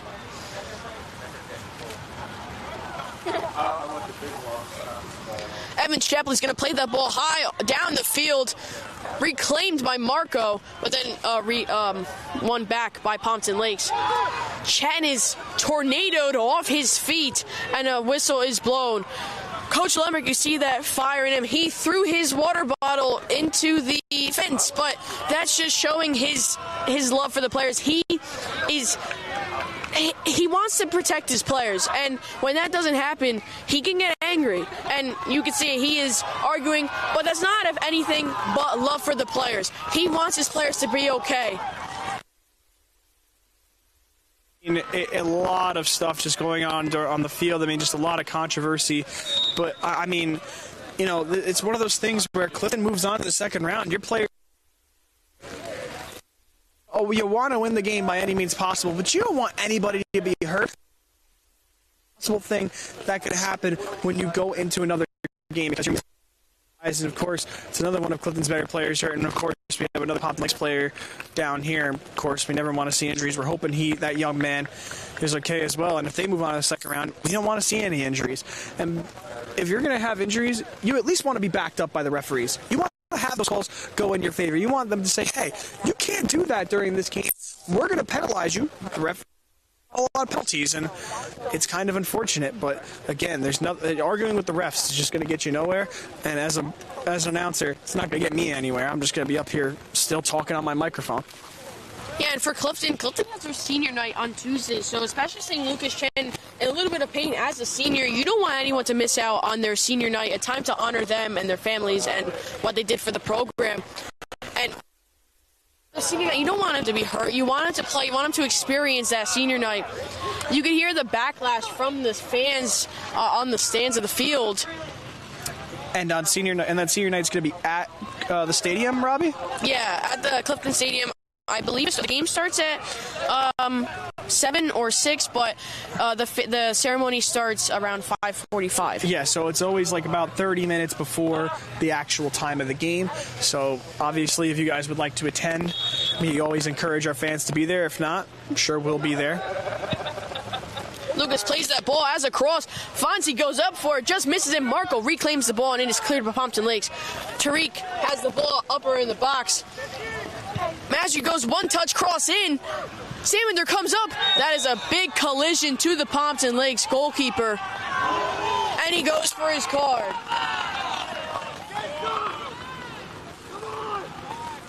And that is a huge yellow card there at a point in the game where Pompton Lakes needs it most. And they need 2 quick goals here, Robbie. They can't just settle for one. They need to get one, and then they need to kick it, and they need to kick it into another gear after that. So the fact that it's 3-1 and not 2-1, this game is just becoming a real barn burner here. They need to just keep the energy high on both sides.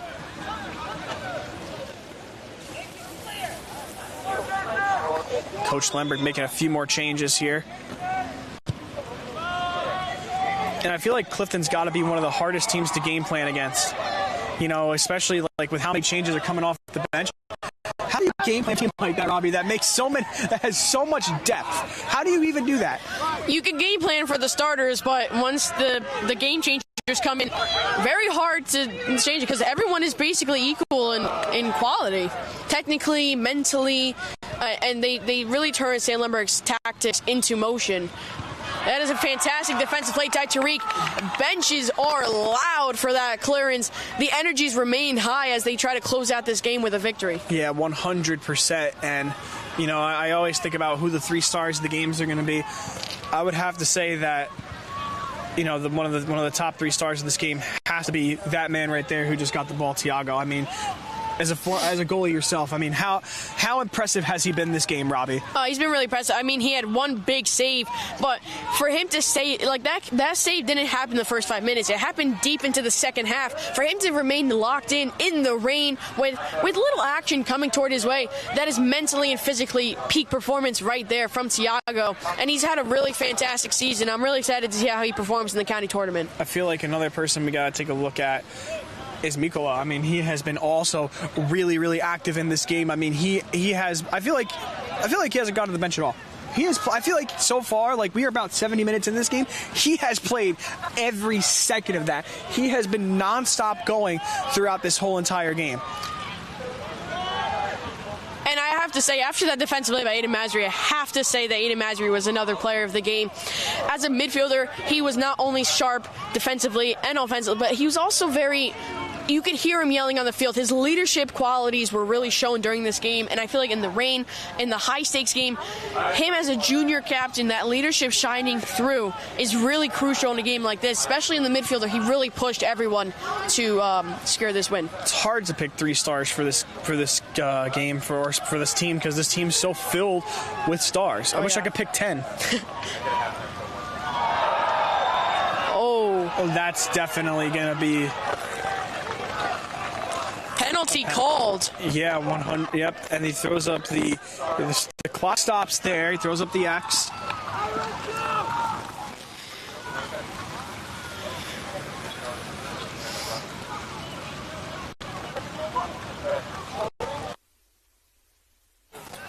How much time?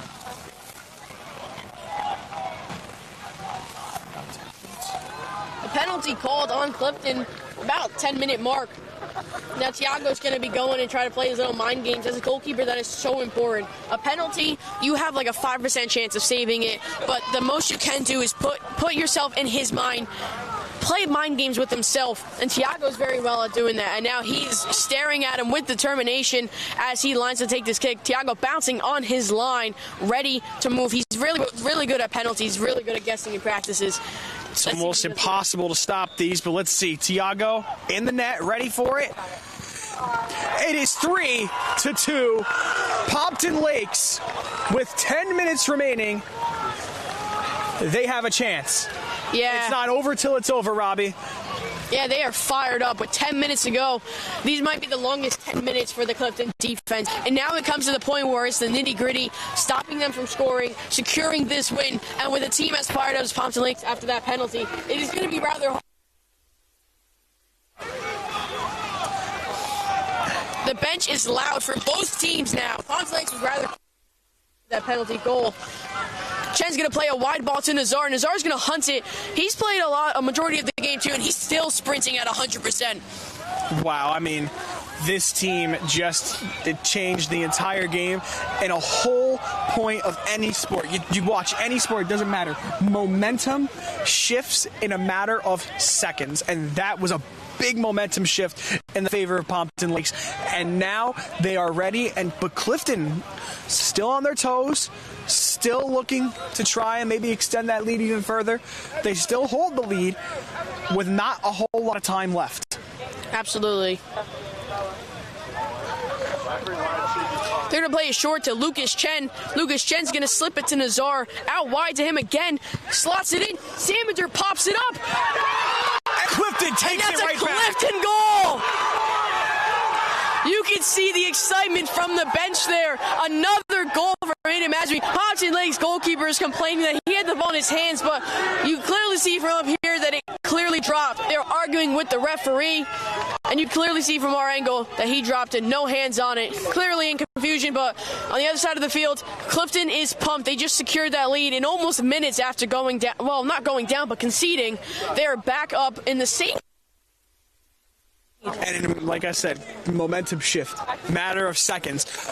But, that's the thing with playing in the rain. Again, he could have had that ball if it was plays the rain in favor of Clifton there, because if the rain wasn't going, it might still be 3-2.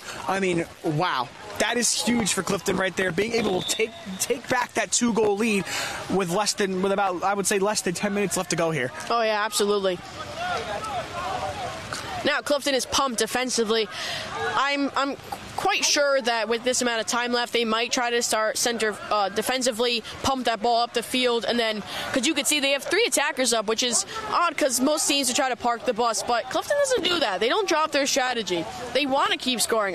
I think they want to make a statement to the entire county that, yes, they're a really good team, but we won by a large amount, too.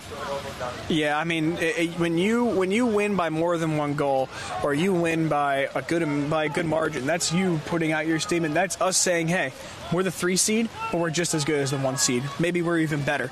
You got to put out those statement wins. And, you could say, oh, Clifton was playing teams that weren't that good. All right, so that's what good teams do. Good teams handle bad teams. And not that Pompton Lakes is a bad team, but there's a reason Clifton's the 3 and Pompton Lakes isn't.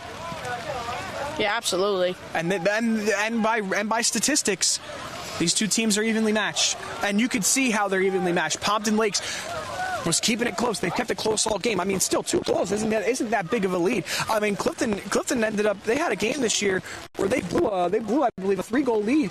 I believe it was against Wayne Hills, if I'm not mistaken. Yeah, they were up at 3 or I think 2, and we're going to cut that short because Simon Dios is on the attack, cuts past Pompton Lakes defender, but it is reclaimed.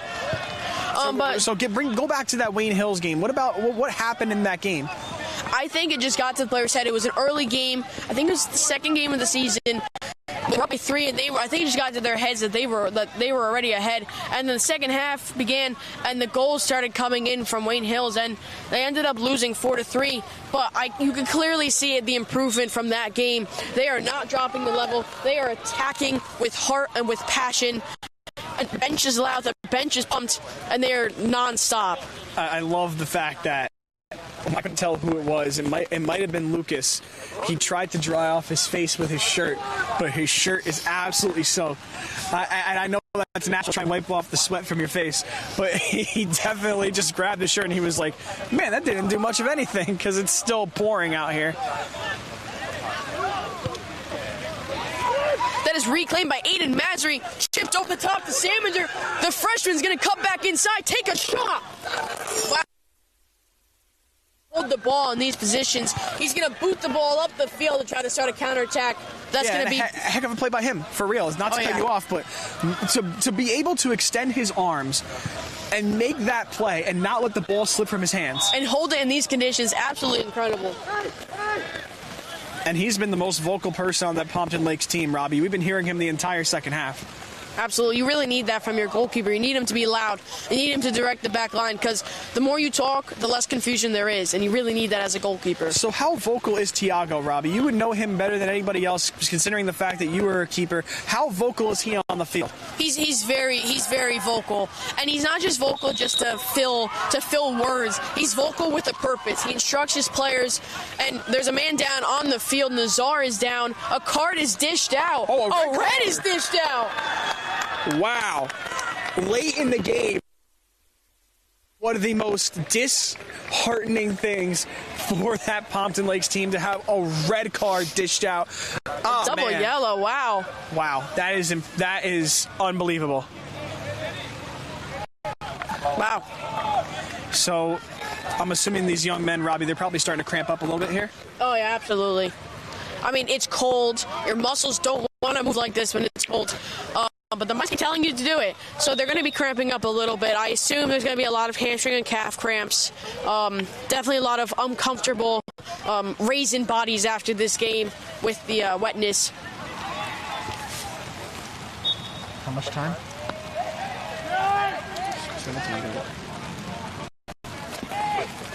About 6 minutes left to go here in this game at Fernando Rossi Field. Clifton with the... There's a battle at the top of the box. Sammy crosses that ball in. Keeper with a fantastic save. Ball bounces back to Simon. Keeper's out running who knows where. But that was also a fantastic save. He came up big.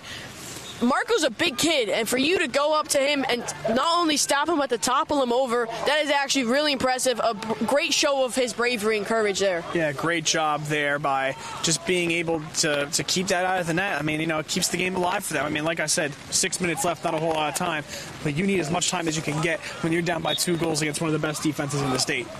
Absolutely. The fog is really picking up. We could barely see the beautiful Garrett Mountain in front of us. And the rain is picking up a little bit here. Yeah, it's hard to even see the other side of the field. You know, as you know, our you know, when I announce these games or when I'm with someone, I'm up on the band field and seeing the Clifton zone on the other side of the field, it's almost impossible. Yeah, I just see a little by the when you think about it, it's Tiago. Yeah, it is Tiago, and he didn't really have to do much because his defense is putting in a lot of work. I mean, to Tiago's credit, he has done an excellent job this game. Every time the ball has gotten near him, he has pretty much been there to make the save, apart from one chance. I mean, he didn't really have a chance on that. Just a really good shot from Pompton Lakes, and then obviously the penalty kick. But Tiago has done a great job to keep this lead. It could easily be 4-4 right now. Absolutely. But because of his experience, because of the way he's been playing all year, it is 4-2. I mean, both sides of the ball at Clifton have been top-notch. I mean, sure, they gave up a goal, but they were able to earn one right back. Marco reclaims the ball with a really great chest, but that is pumped forward. Evan Shepley handles it brilliantly.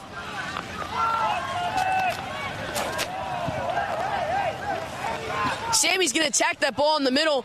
A wide-driven ball is skipping on the grass. Chen's there.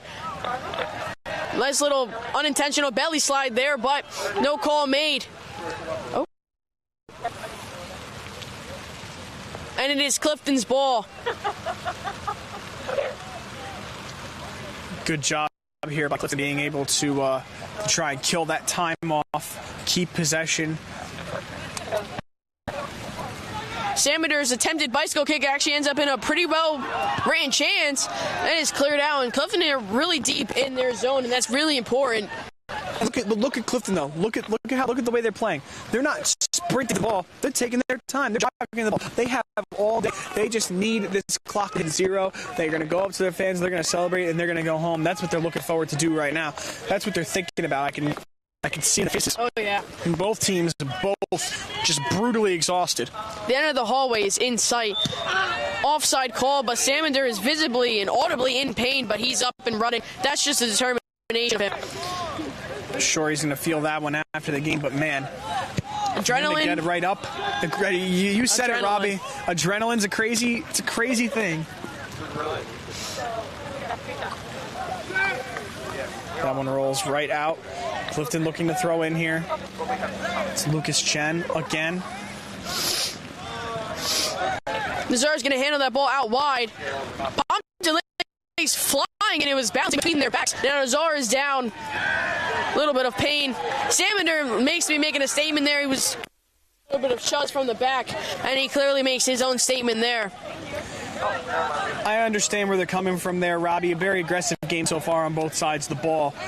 So, of course, they're going to want to get a couple calls, but a lot of calls have gone in their favor already. So Samander's down, holding the side of his head.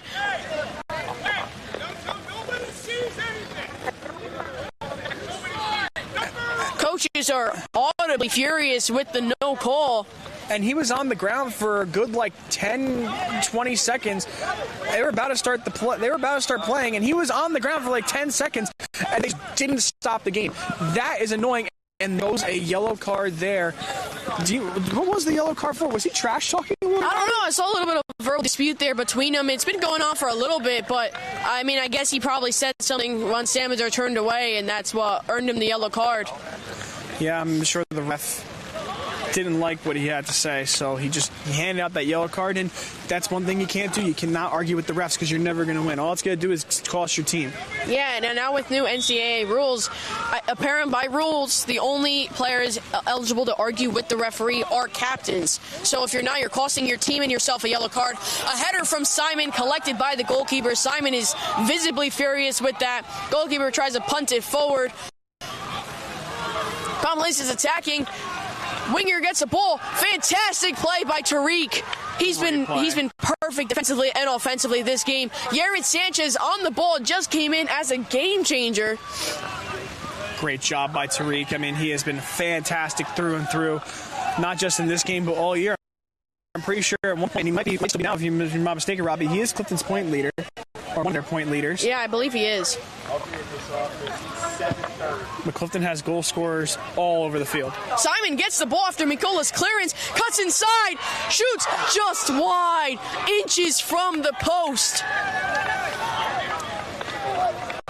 We have a player down on the left side of the field. Nazar is down. Looks like probably complaining from a cramp. He's holding that left hamstring down. And I think Lucas Chen's going to go. Coming from both sides of both teams right now. You know, there, but Simon has had a couple opportunities this game that have gone just a bit wide, but it just goes to show how good of a player he is, man. There's a reason he's first team. There's a reason he's one of the most talked about players in the Passaic County, because he is that guy. He plays non-stop from the first minute I'm always thinking professional soccer, but to the 80th minute, and he is just playing out of his mind. He is a fantastic player, goal scorer. No matter what he's doing, he is always out there and he's always making plays. Oh, absolutely. Good pass. One of the best passers on the team, too. Yeah. Lucas Chen wins that ball, driving forward with impressive sleeve. Tries to slip that across, just out of reach of Marco. Now Evan Shepley's going to try to deal with that ball played in, and that's going to be snuffed out by Brian. A senior who stepped up into really good moments and a really hard position to play. How much?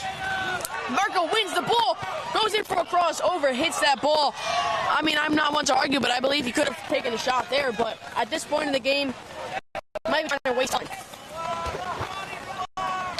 Clifton just trying to close it out here. We're coming to the final. The final portion of this game, like I just said, and that is it. Clifton with the huge 4-2 win, and they will advance to the semifinal of the Passaic County Tournament. Yeah, huge win. Going into the semifinals, I'm very curious to see who came out victorious about Wayne Hills and PCTI. I kind of wish that these games were played at different times. So there's a few games I wish I could go watch. Like Passaic and Kennedy, that's a really great matchup between two really aggressive teams. But Clifton moves on. Semifinals, I believe, will be held next Saturday, and depending on the winner of Wayne Hills and PCTI, it would either be held home or at the higher seed. Thank you guys for tuning in. Great game here today. Clifton on victorious 4-2. Vincent Chanchulo, Robbie Neeson signing off from Fernando Rossi Field. Have a great day, Clifton.